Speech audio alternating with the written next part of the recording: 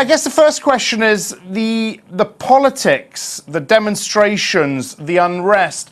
How much is that dictating what investors feel about Turkey now, as opposed to economic fundamentals there? Yes, it does affect perception a lot, especially because you have other close-by areas, Russia, Ukraine, also in a tense situation. When people take decisions about portfolio allocation to that connected part of the region, they may take it as one block, and that's a risk. However, we think that the bigger risk for Turkey existed when rates were not anywhere near neutral. That posed a different sort of risk for the lira. The current account, of course, continues to be quite wide. People expect it to narrow, but we have to first see that. The difference between some other countries like India, where you have a very visible narrowing of the current account and therefore relief for the INR, and Turkey, is that this is still very much a projection. Last year, the government also expected the current account to narrow sharply towards the end of the year. Didn't happen. Sure.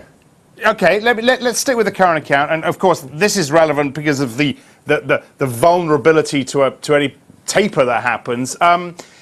When do you talk about it didn't happen, the narrowing? When do you expect us to see a shift on the current account surplus?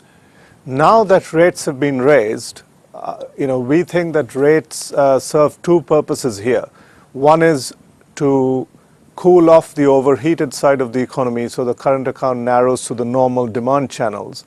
But it's also in keeping whatever deficit still remains financed, because there is a rate spread to be maintained relative to rising DM rates, which ensures current account financing.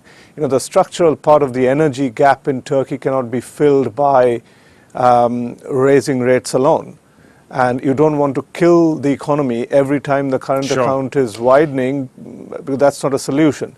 So you've got to keep the wide gap financed, and higher rates is one way to get that done, through bank loans, syndicated loans, in the place of portfolio capital. So once rates are higher, I wouldn't necessarily be focused all on how much inflow is still coming in on the portfolio side, because that's already a sideline issue now.